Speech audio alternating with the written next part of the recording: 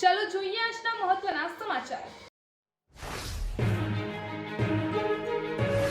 મહેસાણા શહેરમાં ward number 4ના ભાજપના ઉમેદવારના ભાણાની ચકચકારી હત્યાના મામલે પોલીસ આરોપીને લઈ ઘટના સ્થળે પહોંચી હતી।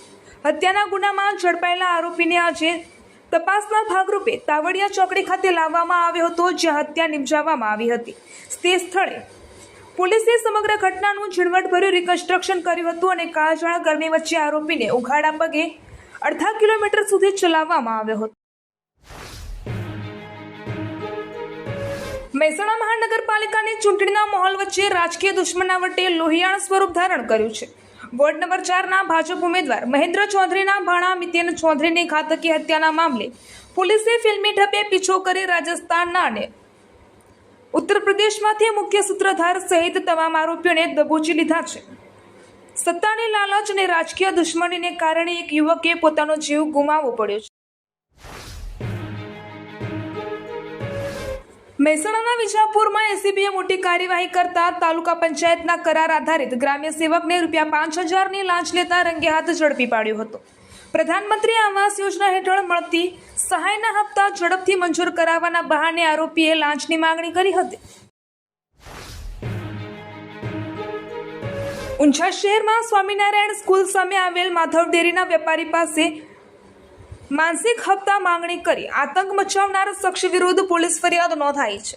આ શખ્સે વેપારીના આઈસ્ક્રીમના ફ્રીજ રોડ પર ફેંકી દઈ અન્ય કારના કાચ તોડી નુકસાન પહોંચાડ્યું હતું।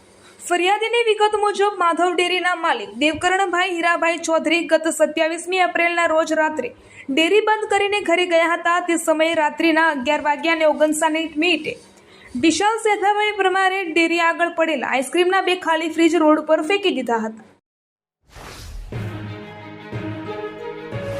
અમદાવાદ ક્રાઇમ બ્રાન્ચે વર્ષ 1992માં થયેલી એક સનસનાટીભરી હત્યાનો ભેદ ઉકેલ્યો હતો।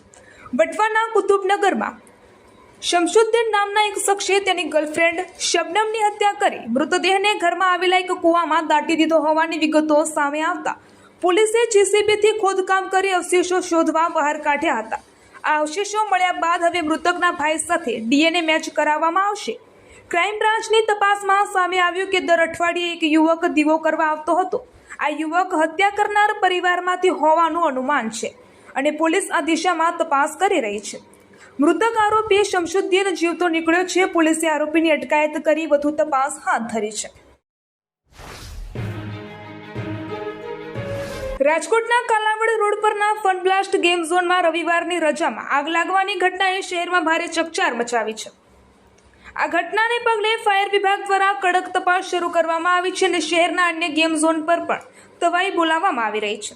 રાજકોટના કોર્પોરેશનના ચીફ ફાયર ઓફિસર અમિત દવેના જણાવ્યા મુજબ શહેરમાં આવેલ તમામ 7 ગેમ ઝોનમાં ફાયર સેફ્ટીના સાધનો અંગે તપાસ કરાઈ હતી, જે પૈકી હાલ ફન બ્લાસ્ટ સહિત 3 ગેમ ઝોન બંધ। સુરતના વેસુ વિસ્તારમાં આવેલ આંબેડકર નગરમાં તાજેતરમાં 28 એપ્રિલને જ મધરાત્રે ક્રિકેટ રમી રહેલા યુવકો પર કુહાડી અને ચપ્પુથી થયેલા જીવલેણ હુમલાએ સમગ્ર વિસ્તારમાં અરેરાટી વ્યાપી દીધી હતી।